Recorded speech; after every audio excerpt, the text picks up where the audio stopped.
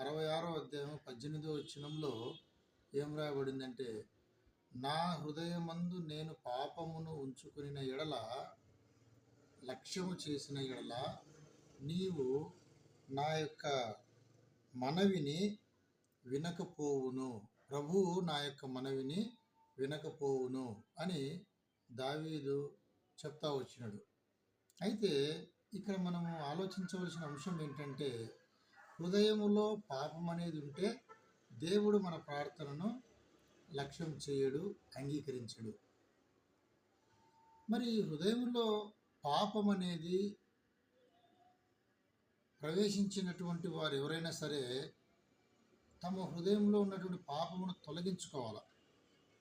అందుకే దావీదు ఏం చెప్తాడు, ఇదే కీర్తన గ్రంథము 51వ అధ్యాయంలో చూడండి ఏం చెప్తున్నాడంటే, 51వ అధ్యాయము 10వ వచనంలో, దేవా నా యందు శుద్ధ హృదయం కలగజేయుము, నా అంతరంగములో స్థిరమైన మనస్సును నూతనముగా పుట్టించుము.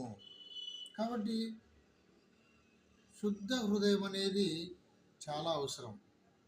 ఇక్కడ దావీదు కూడా తన యొక్క పవిత్రమైనటువంటి మనస్సును చెరిపివేసుకుంటూ వచ్చినాడు. బెత్షెబా దగ్గరికి వెళ్ళి తాను చేసినటువంటి పాపము ప్రవక్త ద్వారా హెచ్చరింపబడతా వచ్చినాడు పాపం గురించి. వెంటనే దావీదు తన పాపమును ఒప్పుకుంటా వచ్చినాడు.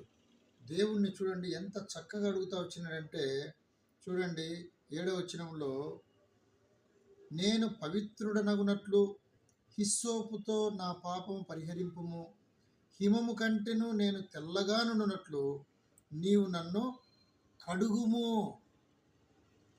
దేవుని కోరుతా ఉన్నాడు, ప్రభువా నా యొక్క పాపాన్ని నువ్వు కడుగు, నా యొక్క దోషములు, నా యొక్క పాపములు నీకు తెలిసి ఉన్నాయి, అవును నేను పాపం చేసినాను అని ఒప్పుకుంటా వచ్చినాడు. అందువలనే దేవుడు తిరిగి దావీదును సమకూరుస్తూ వచ్చినాడు, దావీదును క్షమిస్తూ వచ్చినాడు, దావీదును కరుణిస్తూ వచ్చినాడు, దావీదును అంతకంతకు వర్ధిల్ల చేస్తూ వచ్చినాడు తిరిగి దావీదు పాపం చేసిన తర్వాత కూడా. ఎందుకంటే సామెతల గ్రంథంలో మనం గమనించినట్లయితే, అతిక్రమములను దాచిపెట్టువాడు వర్ధిల్లడు, వాటిని ఒప్పుకొని విడిచిపెట్టువాడు కనికరము పొందును. ఈ విధంగా దావీదు అతిక్రమములను దాచిపెట్టలే. సామెతలు 28వ అధ్యాయం 13వ వచనంలో, అతిక్రమములను దాచిపెట్టువాడు వర్ధిల్లడు, వాటిని ఒప్పుకొని విడిచిపెట్టువాడు కనికరము పొందును అనింది. ప్రియమైన బిడ్డలారా, నీవు నేను కూడా అతిక్రమములను దాచిపెట్టకుండా వాటిని ఒప్పుకోవాలి. మన పాపములను దేవుని ఎదుట ఒప్పుకోవాలి మనము. అట్లా కాకుండా మనము మన పాపములను ఒప్పుకొనకుండా వాటిని ఇగ్నోర్ చేస్తూ వచ్చినామంటే, పట్టించుకోకుండా వస్తూ వచ్చినామంటే, మనం ఎన్ని ప్రార్థనలు చేసినా, మనం ఎన్ని విన్నపాలు చేసినా, లేదా మనం ఎన్ని కృతజ్ఞతా కూడికలు పెట్టినా, లేదా మనం చర్చిలో ఎంత సేవ చేసినా, దేవుని దృష్టిలో యు ఆర్ అన్నోన్ పర్సన్. నువ్వు ఎవరో దేవునికి తెలీదు. అక్రమము చేయువారులారా నా ఎదురు నుండి మీరు తొలగిపోండి, మీరెవరో నాకు తెలియదు అంటాడు. కాబట్టి ప్రేమని దేవుని బిడ్డలారా, మన హృదయములో పాపమును లక్ష్యము చేసి మనం దేవునికి ప్రార్థన చేసినట్లయితే, లేదా దేవునితో మనం సంబంధం కలిగి ఉండాలనుకున్నా, లేదా దేవునితో మనం కలిసి ఉండాలనుకున్నా, అది జరగని పని. అందుకే 1 యోహాను 1వ అధ్యాయంలో ఒక మాట మనం గమనిస్తాం. చూడండి 1వ అధ్యాయము మనము 6వ వచనములో, ఆయనతో కూడా సహవాసం గలవారమని చెప్పుకొని చీకటిలో నడిచిన ఎడల, అంటే పాపములో నడిచిన ఎడల మనం అబద్ధమాడుచు సత్యమును జరిగింపకుందుము. మనం ఆయనతో అన్యోన్యమైన సహవాసం గలవారమని చెప్పుకొని మనం పాపములో చీకటిలో నడిచిన ఎడల ఏమంటున్నాడు, మనం అబద్ధమాడుచు సత్యమును జరిగించేటువంటి వారం కాము. మనం అబద్ధీకులంగా మనం దేవుని దృష్టిలో ఎంచబడుతూ వస్తాం. మరి ఎలా? దీనికి పరిష్కారం ఏంటి?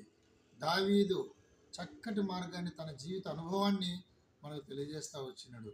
దేవుని ఎదుట పశ్చాత్తాపడుతూ వచ్చినాడు. తన హృదయంలో ఉన్నటువంటి పాపమును తొలగించుకొని దేవుని చేత తిరిగి కడగబడి శుద్ధ హృదయాన్ని పొందుతూ వచ్చినాడు. అందువల్లనే దావీదు రక్షణానందాన్ని పొందుతూ వచ్చినాడు. రక్షణానందమును పొందుతూ వచ్చినాడు దావీదు. కోల్పోయినటువంటి తన యొక్క అసమాధానాన్ని, కోల్పోయినటువంటి తన యొక్క రక్షణను తిరిగి పొందుతూ వచ్చినాడు దావీదు. అందుకే మనము చూడండి, ఇక్కడ మనం గమనించవచ్చు అంటే,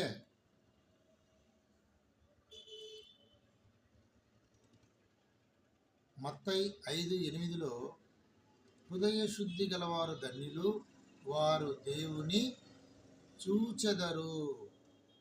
అందుకే దావీదు మహారాజు తిరిగి దేవుని యొక్క దర్శనం చేసుకోవాలని ఆశపడతా వచ్చినాడు. కాబట్టి ఇంకా ఒక మాట చెప్తా వచ్చినాడు, ప్రభువా నీ సన్నిధిలో నుండి నన్ను త్రోసివేయకుము. ఎంత చక్కటి మాట, ఎంత హృదయపూర్వకమైనటువంటి యథార్థమైనటువంటి మాట. ప్రభువా నేను ఒకవేళ తప్పు చేసినానేమో, నేను తప్పు చేసినానేమో కాదు, చేసినాను. అయితే ఈ తప్పు చేసినందువల్ల నేను పాపాత్ముడిని అయిపోతా వచ్చిన.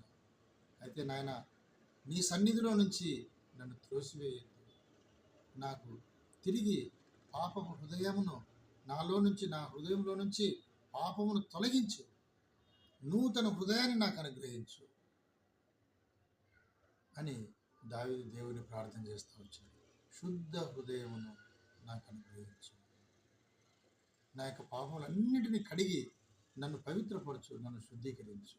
అందుకోసం యేసుక్రీస్తు కూడా ఏం చెప్తా వచ్చిన కొండ మీద ప్రసంగంలో, హృదయ శుద్ధి గలవారు ధన్యులు, వారు దేవుని చూచెదరు. కాబట్టి మనమందరం కూడా హృదయ శుద్ధి కలిగి ఉన్నామా లేదా మనం పరీక్షించుకుందాం. ఎవరైతే శుద్ధమైన హృదయం కలిగి ఉంటారో, ఎవరైతే పవిత్రమైన హృదయం కలిగి ఉంటారో, ఎవరైతే శుద్ధమైన జీవితం, పవిత్రమైన జీవితం, పరిశుద్ధమైన జీవితం కలిగి ఉంటారో, వారు ఖచ్చితంగా దేవుని యొక్క ముఖ దర్శనాన్ని చేసుకోగలరు. తమ యొక్క విన్నపాలు, తన యొక్క మనవులు దేవుని దగ్గరకు నిరాక్షేపంగా చేరుతాయి.